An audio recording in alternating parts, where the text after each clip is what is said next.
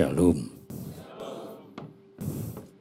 Langsung saudara sekalian, kita buka dua ayat firman Tuhan. Galatia pasal yang ke-5, ayat 22 sampai ayat 23. Terima kasih Pak Yohanes. Buat saya kehormatan yang besar, 8 orang jadi pendeta. Saya berdoa supaya impact nanti cabangnya 80. Seluruh Jakarta. Ya. Dan lain kali kalau datang untuk pentabisan, yang ditabiskan jangan 8, melainkan 38, 58 gitu ya. Saudara, saya percaya kita bukan hanya hidup di akhir zaman. Saya sendiri percaya bahwa kita ini di bagian akhir daripada akhir zaman. Saya tidak usah pakai ayat, hati saya mantap 100% percaya Tuhan Yesus segera datang. Tidak usah pakai ayat, tidak mungkin Tuhan melakukan sesuatu hanya setengah-setengah. Tidak mungkin. Saudara dan saya aja diajari dari kecil melakukan segala sesuatu dengan sebaik-baiknya, tuntas, selesai. Masa Tuhan bikin dunia hanya seperti ini? Dengan keadaan seperti ini? Sudah pasti tidak. Dia akan datang, dia akan sempurnakan, kita akan masuk kerajaan 1000 tahun. Baru nanti masuk di dalam dunia yang kekal. Saya berdoa semua kita tidak ada yang ketinggalan. Semua bersama dengan Tuhan, sukacita menyambut kedatangannya. Dan sebelumnya tentu baiknya kita menyiapkan hati dengan sebaik-baiknya. Yang berikut saya singgung tadi waktu dikasih makan tadi di situ. Makanannya macam-macam. Sampai saya takut, ini kalau makanan banyak, tidak bisa khotbah saya. Kalau banyak makanan. Itu seingat saya, selama saya sudah 50 tahun ini sudah umur 77, dan bersyukur untuk Bu Adi tadi belum disuruh berdiri. Tepuk tangan untuk Bu Adi. 48 tahun mendampingi hidup saya dan belum pernah minta cerai. Luar biasa. Ya, setia. 48, nanti 2 tahun lagi kita akan merayakan golden anniversary. Itu, ya. Itu untuk pertama kali sepanjang saya ingat saya, ini baru pertama kali ini diminta untuk khotbah dengan satu tema yang menurut saya sangat penting. Cuma heran yang lain-lain kok tidak ada yang minta seperti itu baru kali ini. Yaitu soal penguasaan diri, self-control. Padahal tema itu menurut saya semua kita mengena dengan hal itu. Tadi siang jam 12-an saya pergi diajak makan pendeta, itu saya kan tinggal di hotel, minta supaya kamar saya dibersihin. 2,5 jam lagi datang, belum dibersihin. Tisu WC-nya habis, minuman juga habis. Gitu. Saya telepon, hampir setengah jam, belum datang juga. Untung ada tema penguasaan diri. Kalau enggak marah-marah saya sudah. saya diuji itu. Ya, jadi dengarkan baik-baik. Kehidupan kita tiap hari diuji soal penguasaan diri. Ya, tanpa kecuali itu. Kenapa ada perceraian? Kenapa ada ketegangan? Kenapa ada peperangan? Karena tidak ada penguasaan diri. Itu. Ya. Baca ayatnya, Galatia pasal 5, ayat 22 dan 23. Saya membaca terjemahan di depan sudah ada. Mari kita lihat saja, langsung kita baca sama-sama dengan bersuara ya. Sama-sama saya. Tetapi, sama-sama, tetapi buah roh ialah kasih, sukacita, damai sejahtera, kesabaran, kemurahan, kebaikan, kesetiaan, kelemah lembutan, penguasaan diri. Tidak ada hukum yang menentang hal-hal itu. Jadi buah roh itu satu, cuma rasanya macam-macam. Itu seperti berlian, bidangnya banyak, cuma satu. Ya, jadi penguasaan diri itu bagian daripada buah Roh Kudus. Kalau saudara dan saya punya Roh Kudus, sudah dengan sendirinya itu penguasaan diri ada di dalam kehidupan kita. Itu. Jadi semua kita tiap hari menghadapi. Kalau setan itu kalau masuk hidup kita, dia paksa. Itu udah kepang langsung makan gelas, langsung minum comberan. Di luar kemauan kita dipaksa. Cuma kalau Roh Kudus beda. Roh Kudus itu masuk dalam hidup kita, dia tetap menghargai kedaulatan, kebebasan daripada yang diberikan Tuhan kepada manusia. Dia mau bekerja bersama-sama. Itu. Jadi apapun karunia Roh Kudus, buah Roh Kudus, ada kerjasama antara Roh Kudus dengan kita. Seorang hamba Tuhan berkata begini, di samping soal keselamatan, yang paling penting dalam hidup ini, sekali lagi, di samping soal keselamatan, yang paling penting dalam hidup Kristen kita ini adalah hubungan kita dengan Roh Kudus. Karena itu harus dipelihara. Jangan dibuat duka cita dia. Diajak kerjasama, dia ada dalam hati kita, dia ada di depan kita, di samping kita, memenuhi kita. Parakletos, kalau dipanggil langsung mendampingi kita. Itu Roh Kudus. Itu saudara sekalian, saya dengar di India ada seorang pria yang tidak diinjili bisa bertobat. Luar biasa itu. Luar biasa. Dia di India kita tahu film dokumenter itu bukan hanya ribuan, jutaan macam dewa-dewa yang ada. Segala macam dewa dengan kekuatan masing-masing. Itu seorang pria bersaksi, saya bertobat, saya ikut Tuhan Yesus, saya mau dibaptis. Bukan karena pendeta, bukan karena kebaktian, bukan karena diinjili siapa-siapa. Cuma saya lihat istri saya, dia bilang begitu. Istrinya itu sudah jadi anak Tuhan, sudah Kristen lebih duluan. Dia bilang ini heran. Saya kalau marah-marah, jengkel, dia malah masak-masak kesukaan saya. Penguasaan dirinya begitu kuat. Kalau saya tidak senang hati, dia malah menyapu, membersihkan, menyenangkan hati saya. Sampai timbul dalam hati saya, ini dewanya kayak apa ini? Dewa mana ini yang seperti itu? Saya mau cari.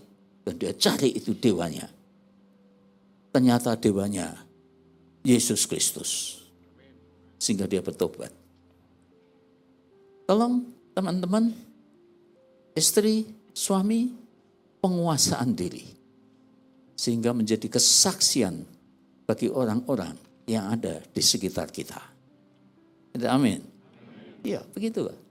Di Indonesia juga pernah orang cerita pada saya, pria rajin ke gereja, mungkin sudah jadi pengurus malah. Cuma istrinya nggak mau ke gereja, keras hatinya. Enggak. Doa ibu-ibu berdoa di gereja, dia enggak. Kasih ayat-ayat, enggak. Kesaksian-kesaksian juga enggak. Itu. Dan kebetulan pria ini datang pada seorang hamba Tuhan yang kelihatannya ada unsur nabinya. Jadi omongannya bahasa Jawanya itu mandi, sakti. Dia bilang, sudah, jangan dikasih kesaksian, jangan dikhotbahi, jangan dikasih ayat. Ini firman Tuhan untuk kamu. Pokoknya kalau malam mau tidur, dipeluk aja, itu kan istrimu. Nanti kalau sudah tidur, pelan-pelan didoakan. Dia lakukan itu. Singkat cerita, kesaksiannya dalam 1-2 minggu itu mau ke gereja dia.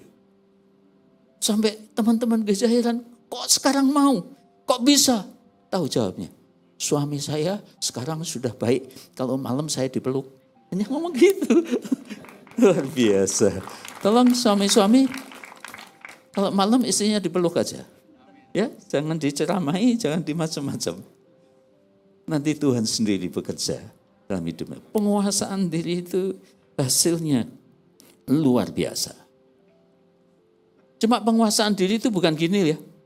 Diam, tidak balas, tapi hatinya penuh dengan dendam, tidak boleh.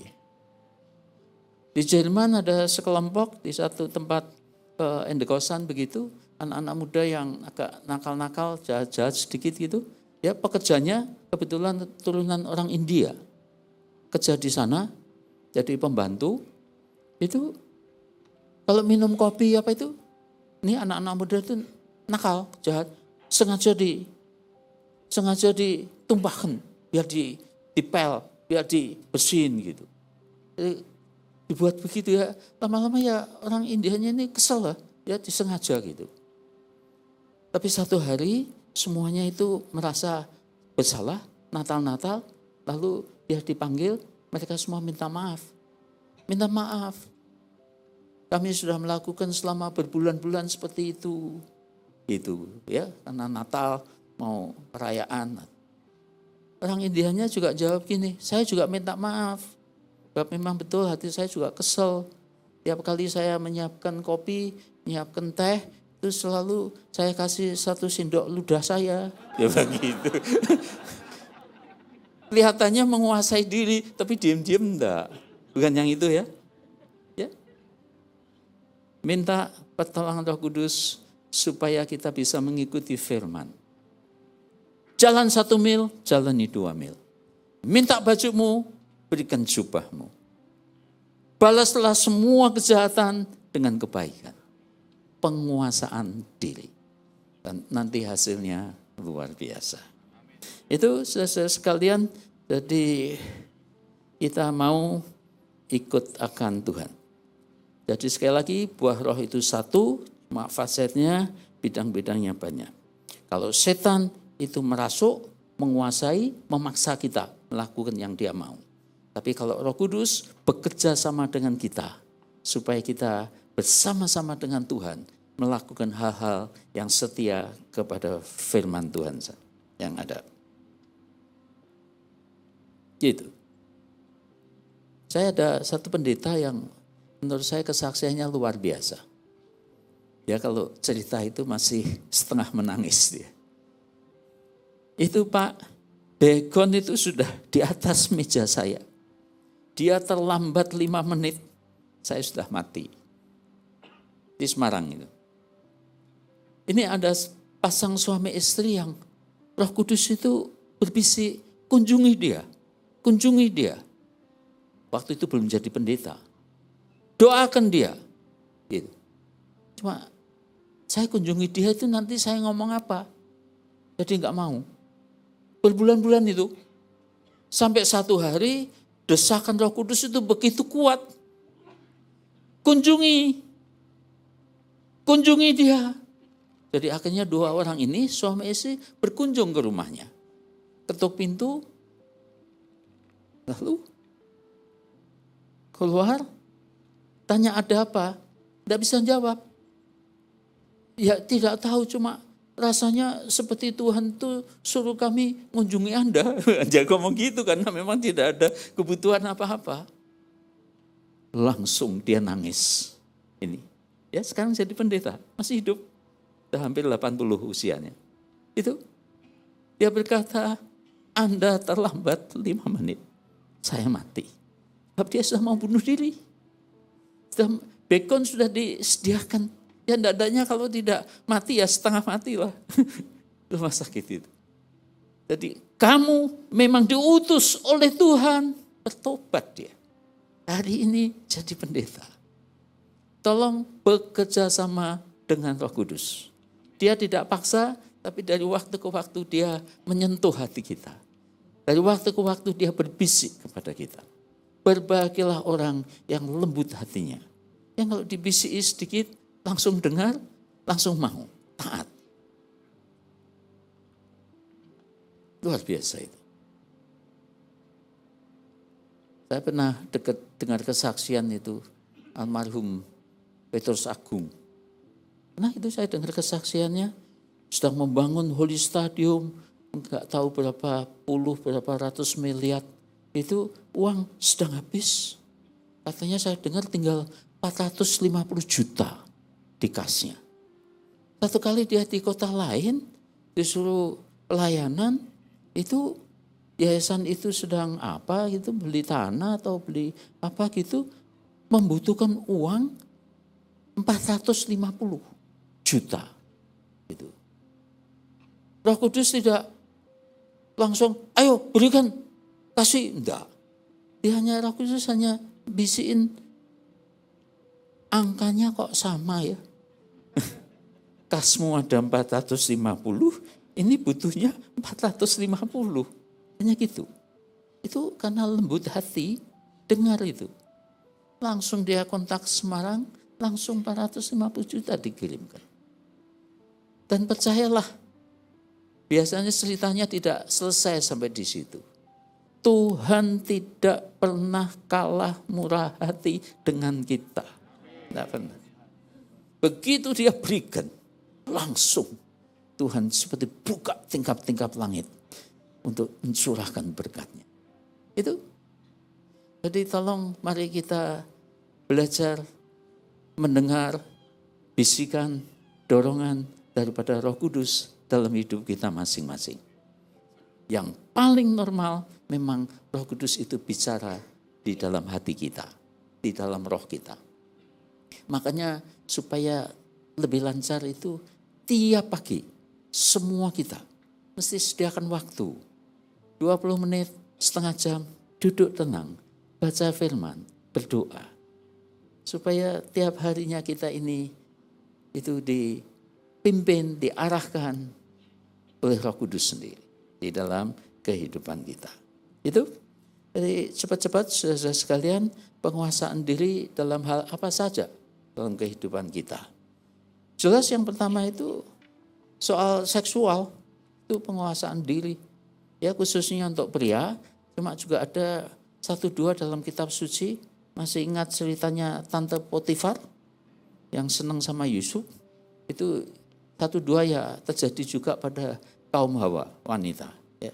Penguasaan diri dalam soal kehidupan seksual, dalam kehidupan kita. Itu, jadi kita orang yang disebut Raja Daud saja yang Tuhan puji, yang berkenan di hati Tuhan, bisa jatuh dalam penguasaan diri soal seksual.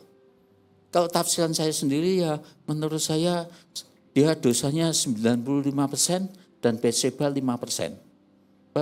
Mandi kok enggak hati-hati, pintunya enggak ditutup rapat kan. Sampai bisa dilihat dari tempat lain. Gitu. Tapi dia jatuh kan dalam soal Batseba. Dan dosa kalau tidak segera diakui, itu akibatnya untuk menutup dosa, berbuat dosa lagi. Suaminya dibunuh mati kan dengan pedang musuh. Ini beberapa kelihatannya kurang baca kitab suci. Ini masih nebak-nebak akan ceritanya. Mestinya kalau ada khotbah begini itu saya harus tahu. Mesti baca firman Tuhan dengan rajin supaya ya cerita-cerita seperti itu sudah harusnya kita semua tahu itu. Uria itu suaminya direkayasa supaya mati dalam peperangan sehingga istrinya bisa segera diambil. Itu ceritanya begitu. Cuma buat saya sih memang Tuhan itu luar biasa. Itu semua seperti pekerjaan setan.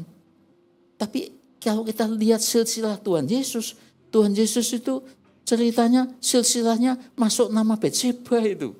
Tuhan mau menjadi keturunan orang yang seperti itu. Jadi Tuhan itu sepertinya memang betul. Tuhan ikut bekerja sama dalam segala sesuatu untuk mendatangkan kebaikan bagi kita. Itu Tuhan. Sampai pekerjaan setan pun Tuhan, bukan Tuhan ikut campur untuk bekerja sama setan, enggak. Pekerjaan setan pun oleh Tuhan bisa dipakai untuk memberkati kita. Anda dan saya, terima kasih kan Tuhan Yesus mati di salib. Betul kan? Jadi Anda terima kasih kan ada Yudas Iskariot yang mengkhianati dia. Berterima kasih kan ada Pontius Pilatus yang langsung tanda tangan walaupun tahu dia nggak salah. Salibkan. Kerjaan setan. Cuma Tuhan bisa olah untuk kebaikan bagi kita. Amin. Oleh karena itu siapa yang berjalan bersama Tuhan, ada damai dengan Tuhan, dia bisa damai dengan situasi. Dia bisa damai dengan keadaan. Dia bisa percaya ada tangan Tuhan. Lepas daripada semua kesalahan, tetangga, teman baik, siapapun juga. Dia bisa lihat tangan Tuhan ada di situ. Itu saudara sekalian, jadi hati-hati. Saya bersyukur ada pendeta JKI yang berani bersaksi. Ya, bersaksinya di depan umum, jadi saya ceritakan juga tidak apa-apa. Dia ngomong terus terang. Saudara sekalian, pendeta ini, tidak usah saya sebutkan namanya. Ribuan, kalau khotbah itu ribuan orang di depannya. Saudara-saudara sekalian, saya pendeta, tapi selama 1 tahun saya bergumul dengan pornografi. Ya, yang mengaku.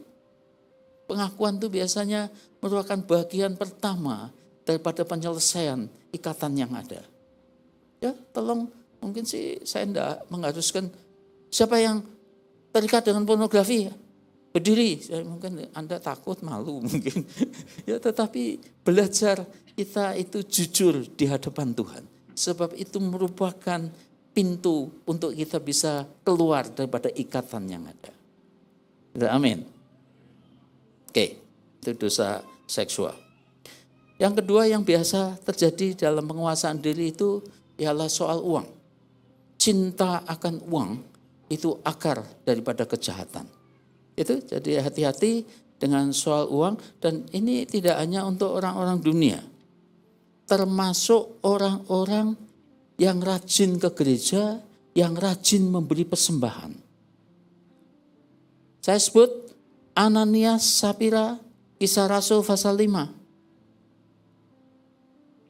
Baca itu, dosanya dia apa? Uang kan?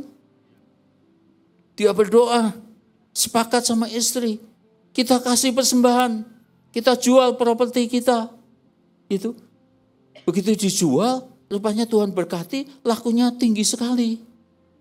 Setelah dihitung, eman-eman, cuma sudah ngomong, gengsi.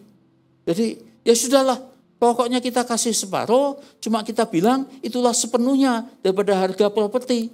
Itu dosa di hadapan Tuhan. Bukankah pada waktu sebelum engkau jual itu milikmu sendiri, setelah engkau jual pun itu milikmu, engkau beri tidak beri itu urusanmu, tapi kenapa engkau menipu? Engkau bukan menipu manusia, engkau menipu Roh Kudus, mati. Nanti istrinya datang 3 jam lagi, harganya berapa? Ya memang segitu. Orang yang ngangkat jenazah suamimu masih di situ itu, mati. Luar biasa. Ya, jadi hati-hati soal uang. Anda dan saya belajar, makanya Tuhan menyuruh kita memberikan perpuluhan, memberikan persembahan sulung, pindah kerjaan, dapat hasil, dapat apa, persembahkan pada Tuhan dengan baik. Bukan Tuhan itu kekurangan dan tidak bisa bikin mukjizat. Itu mengajar kita untuk tidak cinta pada uang.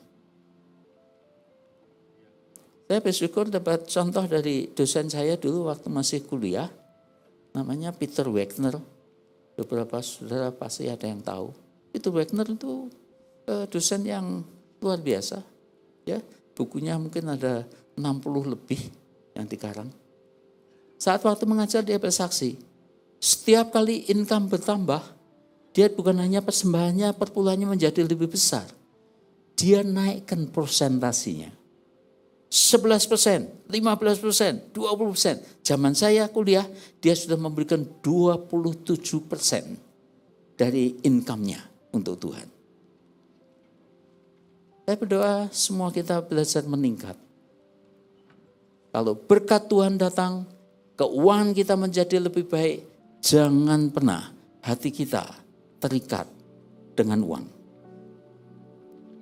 Dan jangan khawatir, Tuhan selalu berkata bahwa kurang 5 menit ya. Luar biasa. Oke, saya cepat-cepat saja. Ya, dalam soal uang Tuhan memberi soal persembahan dan sebagainya dimaksudkan supaya kita tidak cinta akan uang. Yang ketiga, saya mau singgung sedikit cepat itu mengontrol diri, kita menguasai diri juga dalam soal nama, gengsi, kedudukan, kehormatan. Yang kadang-kadang kita itu contoh yang paling nyata itu Raja Saul. Begitu wanita-wanita menari karena peperangan menang, mereka bernyanyi-nyanyi. Raja Saul mengalahkan beribu-ribu, tapi Daud mengalahkan berpuluh-puluh ribu. Sejak saat itu, dendam, benci, dan mau membunuh akan Daud itu, Raja Saul. Ya, jadi hati-hati soal gengsi, soal kehormatan nama dan sebagainya. Ya, kita menyalipkan itu di hadapan Tuhan. Yang kita hati-hati jangan sampai kita ampuni orang lain yang bersalah. Itu salah satu syarat doa Bapa kami yang ada. Ampunilah kami seperti kami mengampuni orang lain yang bersalah pada kita. Ya. Tanpa tanya, tanpa siapapun, salah apapun juga. Sudah, pokoknya semua dosa diampuni, yang punya hak untuk membalas hanya Tuhan aja. Dan bukan saudara dan bukan saya. Yang berikut itu biasanya penguasaan diri juga ada yang istilahnya itu motivasinya mix, bercampur. Kalau saya bilang mungkin Yudas Iskariot seperti itu. Ya soal uang, ya soal cita-cita, ini Tuhan kok. Pemimpin kok mau dijadikan raja kok nggak mau. Jadi harapan dia itu tidak seperti yang dia mau Tuhannya dia itu. Jadi ini hati-hati sebab izinkan Tuhan selalu yang mengatur kita. Jangan kita yang mengatur Tuhan. Itu Yudas Iskariot. Dan terakhir ini khusus untuk teman-teman yang mau ditabiskan jadi pendeta ini. Penguasaan diri juga, pelayanan dalam batas-batas yang dipatok oleh Tuhan. Ya, kalau Anda melebihi apa yang Tuhan mau, saya mau ini, saya mau itu. Anda tidak menguasai diri, biasanya malah cepat-cepat disuruh pulang itu sama Tuhan. Betul itu. Saya lihat itu beberapa sejarah yang ada. Gitu? Dia tidak dipanggil untuk yang menjadi seperti itu, mau sendiri di situ, ya. Kelewatan, ya sudah cepat-cepat daripada kelewatannya terlalu jauh, cepat-cepat dipanggil Tuhan. Ya, Anda jangan sampai cepat-cepat dipanggil Tuhan. Ya, batas-batas pelayanan, yakinlah tidak mungkin Tuhan panggil penuai dan tidak diberi tuan, tidak mungkin. Tidak usah iri pada gereja lain, tidak usah iri kepada orang lain. Anda sendiri lakukan apa yang menjadi tugas panggilanmu di situ, berbuah lebat bagi kerajaan Tuhan, cukup. Itu sekalian, Tuhan memberkati kita semuanya.